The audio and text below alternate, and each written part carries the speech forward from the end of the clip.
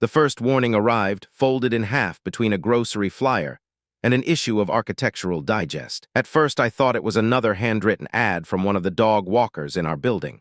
The kind of thing people still slipped into the shared mail cubbies, even though the concierge usually threw them out. It was a plain white piece of paper. No envelope, no name on the front. Just one sentence in block letters. Check the black Audi on Thursday. She isn't at book club. I read it once in the lobby of our building. Then again in the elevator. Then a third time standing in the foyer of the apartment my wife and I had spent 4 years turning into something that looked like certainty. The city was going blue outside the windows. We lived high enough in Tribeca that dusk always arrived in layers. First in the glass of neighboring towers, then in the river beyond them, then finally in our own rooms. The place was all pale oak, matte black fixtures, soft wool rugs, books arranged artfully enough to suggest intelligence without clutter. The kind of apartment people walk into and say, "You two really have it together."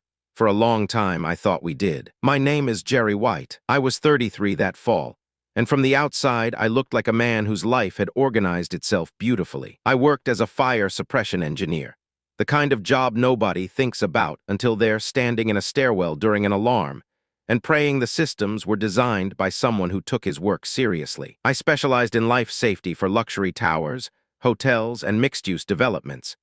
The invisible arteries in walls and ceilings that decide whether a building becomes an inconvenience or a coffin. It suited me. I understood pressure systems, failure points, redundancies, hidden weaknesses. I understood how beautiful things could be catastrophically unsafe if one small assumption went unchallenged. What most people didn't know, what I almost never admitted, was that my first degree had been in computer science, and the first version of my adult life had been headed somewhere a lot darker. Before engineering, before the hard hat and clean job title and private client contracts, I had spent a few years in rooms where people paid very good money to know how exposed they really were. Networks, logs, access trails, the places people leave themselves open because they mistake convenience for security. I got out of that world before it calcified into the kind of life you can't cleanly leave. Or at least I thought I had. My wife, Monica, knew the broad outline. Brilliant kid, rough 20s, found a safer lane. She liked that story because it made me sound a little mysterious and a lot redeemed. Monica liked people more than I did. That was one of the first things I loved about her. She could make almost anybody feel at ease in under 5 minutes. Dormant, portfolio managers, my clients, bartenders who recognized her by the second visit, other wives in our building who wanted to compare restaurant reservations and Pilates instructors and summer plans. She was sweet in a way that made people underestimate the amount of intelligence operating beneath it. Soft-spoken, bright, pretty without seeming vain about it. The kind of woman older relatives described as good-hearted, as if kindness were something you could verify in bone density. I was the more social one, technically, louder in groups, better with a story at dinner, more willing to carry the room when everyone else got polite. She was the one people remembered. That's how we worked, or how I thought we worked. The note should have sounded insane, paranoid, cheap, the kind of thing a bored neighbor writes after mistaking friendliness for infidelity. Instead, it hit somewhere already tender, because by then Monica had changed. Not dramatically. That would have been easier. It was all so subtle at first that saying it out loud would have made me sound insecure. She joined a new club downtown, a private membership place that called itself a Culture and Wellness Society, which was Manhattan language for expensive lighting and selective entry. There were classes, dinners, talks, creative salons, all the kinds of things rich young professionals call community when they don't want to say exclusivity. At first, I encouraged it. She'd been restless for months, drifting around the apartment on weekends with that particular kind of expensive unhappiness people in our tax bracket learn to disguise as fatigue. I thought the club might help. New people, new rhythm, new reason to leave the apartment and return with stories instead of silence. Then it became more than that. The club started taking priority over everything. Family dinners got pushed. Plans with friends got quietly canceled. She began leaving earlier, staying later, dressing as if every casual outing might become a photo. Her phone stopped living face-up on kitchen counters. She changed her passcode. Once, when I came up behind her while she was scrolling at the island, she turned the screen away so fast it looked involuntary. I remember saying lightly, "Should I be worried about state secrets?" She laughed. "No, you should be worried about spoilers. I'm trying to book us something." That answer was too smooth, but I let it go. Love, I have learned, is partly the art of deciding what you are willing to look foolish for. That Thursday I looked. The black Audi was where the note said it would be, parked in the lower garage. 3 levels down, in a visitor space usually reserved for delivery vans or overflow guests. It was a sleek black S5 with dealer plates from Westchester, and windows dark enough to make guessing feel embarrassing. I stood behind a pillar near the elevator bank and hated myself with precision. I hated the posture, the waiting, the way suspicion reduces a grown man to angles and shadows. But I stayed. At 7:18, Monica stepped out of the elevator in a cream coat and heels she would never have worn to a book club in Chelsea. She looked around once, not like a criminal, just like someone checking whether the evening was proceeding as planned, then crossed straight to the Audi. The driver's side door opened. A man leaned across, pushed the passenger door open from inside, and Monica got in without hesitation. Then the Audi rolled out of the garage and disappeared into the city. I stood there long enough for the elevator to cycle twice before I moved. I did not call her. I did not explode. I went upstairs, poured a glass of water I never drank, and sat on the edge of our sofa with the skyline blinking back at me through 40 feet of glass, while my marriage rearranged itself in my head. At 8:03, my phone buzzed. Unknown number. A single image. Monica in profile, getting into the Audi. Time-stamped, crisp enough that whoever took it had either been close or knew exactly where to stand. Below it, one message. Now you know. Don't confront her yet. I stared at the photo, then at the number, then at the city. There is a point in every betrayal story where the wronged person stops asking whether something is true and starts asking how deep it goes. That was mine. When Monica came home just after 11, she looked relaxed. Too relaxed, hair slightly wind-touched, lip color fresh, eyes brighter than they'd been all week. How was book club? I asked from the kitchen. She slipped off her coat, smiling faintly. Long, pretentious, wine saved it. Anything good? She laughed, came behind me, kissed my shoulder. You would have hated all of it. The lie slid into the room and sat down between us like it owned the lease. I smiled and let her go change. Then I opened my laptop. I didn't go nuclear. Not yet. What people imagine when they hear computer science or used to hack is too cinematic. They imagine black screens and code waterfalls, and a man becoming a monster because heartbreak gave him permission. The truth is quieter. You begin with what's already open. Shared devices, old cloud permissions, building systems, patterns. Monica had once paired her phone to our in-unit media tablet so she could stream playlists during dinner parties. Months ago, she'd unpaired it. What she didn't know was that autocache still held fragments of recent device connections, app pings, and more importantly, shared location handshakes from a now-disabled neighborhood. App all the women in our building used to coordinate everything from dog walkers to wine nights. That gave me movement, not content. Movement. Enough. Over the next 3 hours, I built the first crude timeline. The club wasn't just a club. It was a transition point. She entered there some nights, yes, but not all. Often her phone would ping in the area, then vanish from the network mesh entirely before reappearing downtown or on the west side an hour later. Chelsea, meatpacking, once near the river at a private marina. A handful of valet charges tied to locations no book club would ever choose. And every time, around those same days, one of our household accounts bled a little money into a secondary institution I didn't recognize. That was what made my stomach go cold. Affairs are one kind of betrayal. Planning is another. I pulled the bank export into a local sheet and sorted by destination. 3 months of small transfers, then 5, then 8. A hidden account, not enormous, but deliberate, built patiently, fed like a secret pet. At 2:17 in the morning, my phone buzzed again. Unknown number. If you want the man's name, answer tomorrow at 11. Bryant Park, South Fountain, come alone. No greeting, no threat, no explanation. I slept maybe 20 minutes. The next morning, Monica moved through the apartment like a woman with nothing to fear. She made coffee, asked if I was still on for drinks with that client in Hudson Yards, told me she might be home late because the club had a members' dinner, and it would be rude to keep ghosting people.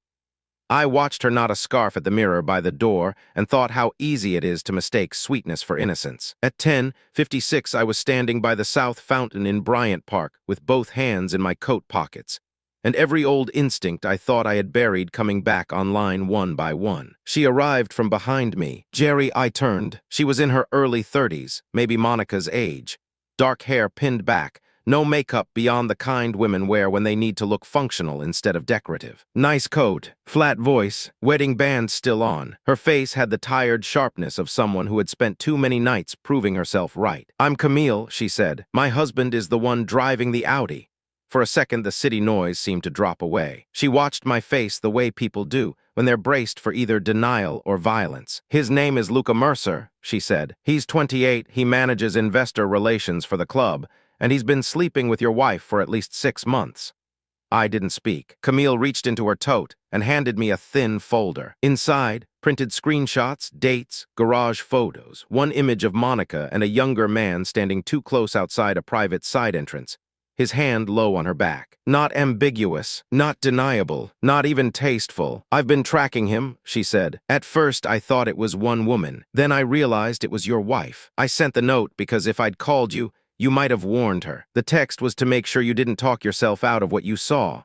I looked at the photos again. Luca Mercer, 28. That detail stuck to me harder than I wanted it to. Younger, sharper, the kind of man women like Monica describe as bright and interesting. And unexpected before they ever admit the real word they mean. "Why are you helping me?" I asked. Camille laughed once without humor. "Because if I blow up my life by myself, he'll make me sound hysterical. If there are two of us, it becomes a pattern." That was smart. That was the first thing I liked about her. She told me the rest while the fountain hissed behind us, and office workers stepped around us carrying salads and coffees, and no idea that 2 marriages were being autopsied 10 feet from their lunch. Luca had changed 6 months ago. More evasive, phone-guarded, late strategy dinners, club weekends that turned into overnights. Then Camille found one deleted ride receipt on a synced credit card statement and followed it. Once she started, she couldn't stop. She had names, times, private suite charges routed through the club, a gift receipt Monica had signed for, and one thing that mattered more than all the rest. "He's using whatever she tells him," Camille said. "She thinks he's venting about his work. He's not. He's collecting. People pillow talk things they'd never put in writing." My chest tightened. "What kind of things?" "Building projects, safety issues, delays, who's bidding what, where inspections are weak, which towers are behind schedule." It sounds technical, but he's connected to private investors. If he's feeding that forward, he can make money on it. There it was. The deeper betrayal. I suddenly understood why some of Monica's recent questions had felt off. Casual questions over dinner about which developers were a mess, which towers were getting delayed sign-offs, which projects would probably need emergency redesigns. At the time, I'd answered loosely, not because I was careless, because I was married, and she was curious, and I didn't imagine my wife was mining my professional life for another man's advantage. Camille must have seen the shift in my face. "I'm sorry," she said, and she meant it. "It's a terrible thing. The relief of being betrayed alongside someone else." Over the next 2 weeks, we built the rest together. Not because I trusted her, not because I wanted to, because betrayal is easier to map in stereo. Camille already had the emotional half. She knew Luca's patterns, his lies, the shape of his excuses, the little performance habits he used when cornered. I had the systems mind, the timeline mind, the capacity to see how fragments become infrastructure. Monica had been more reckless than I'd guessed. The hidden account was larger than I'd first thought, because it linked through a second digital wallet. Luca had used her inside information to brief investors on where building approvals were vulnerable, especially on luxury retrofit projects, where one delay could move a lot of money very quickly. Nothing dramatic enough to make headlines, just quiet leverage, quiet advantage, the kind of edge men like Luca wear as charm, while other people take the risk. And Monica knew enough to know what she was handing over. That was what made me stop pitying her. She wasn't just sleeping with him. She was helping him. The midpoint hit on a Tuesday night in my own office. I was reviewing access patterns from my work laptop, and noticed Monica had once connected her phone to my dock while charging for a sec months earlier. I pulled the archived transfer log on instinct and found a compressed export file that had moved off my desktop during that brief sync window. Project calendars, internal punch list summaries, inspection windows. Not enough to destroy my career, enough to help someone front-run timing. That was the moment I realized Monica hadn't simply lied to me, or even simply used me. She had turned me into a resource. I sat there staring at the file history while the city glowed cold behind my desk, and felt the last sentimental part of my marriage die without ceremony. After that, I stopped being a husband and became a planner. I spoke with counsel first, quietly. One of the advantages of upper-income life in New York is that discretion can be purchased if you know the right people. We froze what needed freezing, protected what needed protecting, built legal sequence before emotional sequence. I documented the account, the transfers, the data movement, the dates, the club suite charges. Camille did the same on her side. Then we waited. I wish I could tell you what happened next was purely strategic. It was, Payne wants witnesses, and in Camille I had one. We started meeting for evidence handoffs that turned into coffee, then drinks, then long walks after dark where we said the kind of things married people only say to strangers when their real life has already split open. She was funnier than I expected. Harder too. There was a flatness to some of her anger that I recognized because it matched my own. What's the worst part? She asked me one night outside a wine bar in the village. I didn't answer immediately. Not the sex, I said finally. The repurposing, she understood at once. Yes, that was how it began between us. Not with desire, with recognition. Recognition becomes intimacy faster than people admit. The first time I kissed her, it was raining outside her building, and she had just handed me a flash drive with Luca's club invoices on it. She said, "You should go," and neither of us moved. Then I was leaning in, and she didn't stop me. And the line was crossed with the same terrifying softness most real disasters have. If I wanted to sound noble, I would say it ended there. It didn't. I started an affair with the affair partner's wife. There, clean, ugly, true. It was not casual, and it was not revenge in the cartoon sense. It was something worse. Half comfort, half retaliation, half wanting to feel chosen by the one other person who knew exactly what had been done to me. Yes, I know that's three halves. That's what it felt like. The confrontation came sooner than Monica expected, and exactly where she least expected me. The club had a private winter fundraiser in a converted rooftop conservatory on the west side. All glass walls and white flowers, and people who believed privacy could be bought by invitation code. Monica told me she'd be at a charity planning dinner in our building. I told her I had to review sprinkler redesigns in Long Island City. At 9:12, I walked into the conservatory in a dark coat with a flash drive in my pocket, and Camille 3 steps behind me. I found Monica before she saw me. She was laughing. That's what I remember most. Not kissing him, not touching him, laughing with her head turned toward Luca, one hand around a champagne flute, looking younger and lighter than she ever did with me in those final months. His arm was near her waist, not quite on it. The sort of practiced almost intimacy people in affairs perfect because it gives them deniability until the room changes. Then she looked up and saw me. The smile disappeared so quickly, it felt mechanical. Luca followed her gaze, saw Camille, and went still. We didn't shout. That would have given them something easy to hate. Instead, I walked straight to their small standing table, took out the folded printout of Monica's hidden account activity, set it beside her glass, and said, "You should both read this before you decide whether to keep lying." Monica didn't touch the paper. "Jerry, no," her mouth closed. "Luca tried first. Whatever you think this is." I laid down the second document. My project calendar export trail, her device sync record, his investor brief timestamps. "Say one more sentence," I told him, "and I'll enjoy watching you decide whether to deny the affair or the market abuse first." He shut up. Monica's face had gone white enough to show the tiny freckle near her left temple. I used to kiss when she was reading in bed. That detail almost broke me. "Almost? What are you doing here?" she whispered. I looked at Camille, then back at Monica, learning how much of my life you sold off in pieces. People around us had started noticing by then, though not enough to understand. Just the turn of heads wealthy people do when they sense scandal, and want to witness it without being seen witnessing it. Monica recovered enough to try the usual move. "Blame first. This is insane. You're stalking me." Camille laughed softly beside me. I handed Monica the third printout, her own handwritten disclosure notes from the attorney packet. "Get him to agree calmly." That line hit harder in public than anything else could have. Her eyes moved over at once, then snapped to me. I said quietly enough that only the 4 of us could hear, "You weren't leaving me. You were managing me."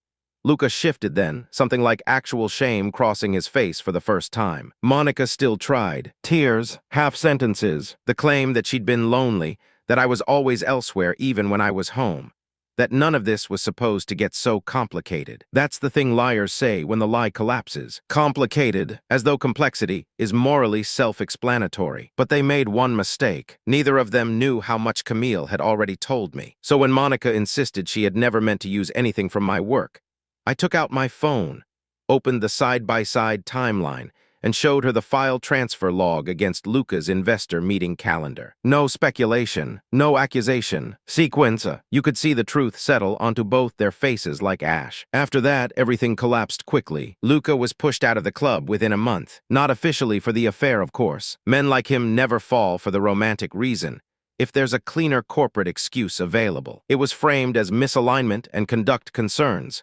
Investors pulled back. One of the club's silent backers had too much exposure to let a whisper become a record. Monica lost more slowly. The apartment, the account, her social innocence, the private luxury of being underestimated. And the moment that finally broke her came later, in my kitchen, when she found one of Camille's earrings beneath the breakfast banquette. I was making coffee. She was there to sign one of the last settlement documents. She bent, picked it up, looked at it for one long second, and I watched the realization move through her body before it reached her face. "No," she said. I didn't answer. She looked at me then, not as a wife, not even as an enemy, but as someone seeing the real cost of her own actions for the first time. "You started something with her." It wasn't a question. Yes, that hurt her more than the paperwork, more than the confrontation, maybe even more than being caught, because then the affair stopped being a private thrill and became a contaminated network of consequence. A week later, she and Luca both came clean in a way that only happened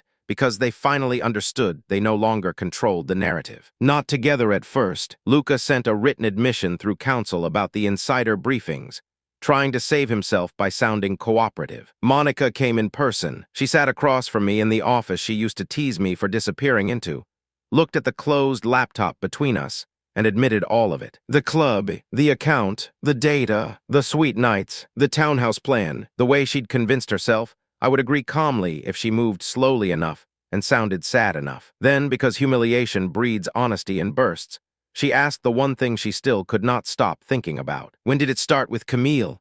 I looked at her for a long time before answering. "After I realized you'd already left me in your head," she cried then. Not prettily, not manipulatively, just the raw, ugly crying of someone who had finally lost not just a husband, but the idea that she would get to remain the softer person in the story. In the end, I lost my marriage, my certainty, and the cleaner version of myself. But I finally understood something I should have known from the beginning. It isn't the affair that destroys you first. It's the discovery that the person sleeping beside you has been quietly converting love into leverage. The last thing I remember clearly from that winter is Monica sitting in my office while snow drifted against the windows, Luca's written confession on the desk, Camille's text unanswered on my phone, and my wife looking at me with full knowledge for the first time. Not innocence, not sweetness, not any of the soft disguises I had once mistaken for character. Just knowledge that her infidelity had not ended with betrayal. It had changed the shape of every life it touched. And because of that, because of what she had set in motion,